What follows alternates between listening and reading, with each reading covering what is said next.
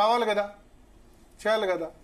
ఇక రెండవది ప్రభుత్వం వైపు నుంచి రెండో ఇష్యూలో కామెంట్ ఏంటంటే, అల్లు అర్జున్ను ముఖ్యమంత్రి రేవంత్ రెడ్డి ఆయన అరెస్ట్ చేసిన తర్వాత ఒక హీరోయిక్ ఇమేజ్ వచ్చింది రేవంత్ రెడ్డికి.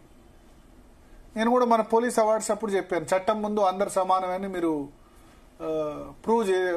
అందరు సమానమని ఆ సందర్భంలో మీరు అనిపించింది, దాని ప్రజలకు చాలా నచ్చింది, తప్పెవరు చేసినా ఉపేక్షించబోమని.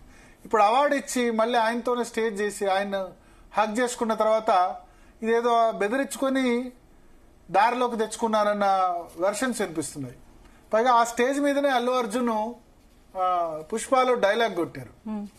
మన దగ్గర ఉంటే వినిపించగలరు అల్లు అర్జున్ కొట్టిన డైలాగ్. నేను తగ్గేదేలే అని చూపించారు. అంటే మీరు నన్ను అప్పుడు అరెస్ట్ చేయడానికి ప్రయత్నించినా మళ్ళీ మీరే నాకు అవార్డు ఇవ్వాల్సి వచ్చింది, తగ్గేదిలే అని చెప్పి బీఆర్ఎస్ వాళ్ళు ట్రోల్ చేస్తున్నారు. అంటే ఇక్కడ ఆ డైలాగ్ ఆయన డైలాగ్ చెప్పని కూడా చెప్పలేదు, కానీ అల్లు అర్జున్ తనంతర తానుగా డైలాగ్ చెప్పొచ్చా అని సీఎం అడిగి చెప్పారు. ఆయన ఉద్దేశం ఏదైనా నేనేం తగ్గలేదు, మీరే తగ్గారు, మళ్ళీ నాకు అవార్డు ఇచ్చారు చూడండి.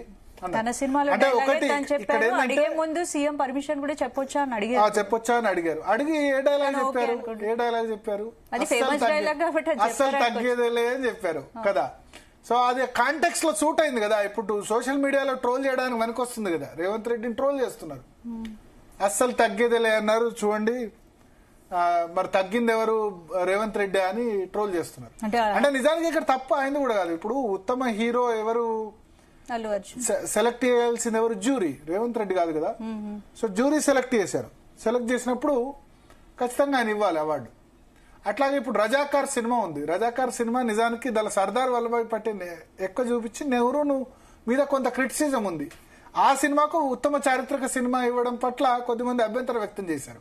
కానీ దానికి కూడా ఆల్రెడీ జ్యూరీ సెలెక్ట్ చేసిన తర్వాత క్యాన్సిల్ చేయలేరు కదా, అవార్డు ఇవ్వాల్సి వచ్చింది. సో ఇటువంటి చాలా జరిగాయి. ఏదేమైనా సినిమా ప్రముఖులు కూడా వాళ్ళు ఏదో దైవాంశ సంభూతుల్లాగా ఫీల్ కాకూడదు. ఇవాళ హిట్స్ ఉంటాయి, రేపు ఫ్లాప్ అవుతాయి. నిన్న మొన్న చాలా వందలాది సినిమాలు చేసిన వాళ్ళు, టాప్ స్టార్లు కూడా ఇవాళ అవకాశాలు లేక అడుక్కు తింటున్న పరిస్థితి. ఓకే, సో ప్లస్ ఫ్యాన్స్ కూడా తగ్గాలి.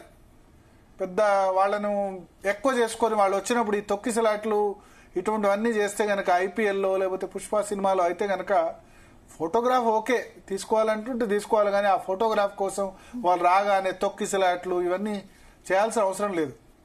అండ్ సినిమా వాళ్ళకు ఒక పర్సెప్షన్, మేము ఒక వ్యక్తితో ఎంత తక్కువ టైం స్పెండ్ చేస్తే, ఎంత తక్కువ పబ్లిక్ అపియరెన్స్ ఇస్తే మా ఇమేజ్ అంత పెరుగుతుందన్న ఒక పర్సెప్షన్ లో వాళ్ళు తయారైనారు. ఇదివరకు రెగ్యులర్ గా మీడియాకు వాటికి ఇంటర్వ్యూస్ ఇచ్చేవాళ్ళు.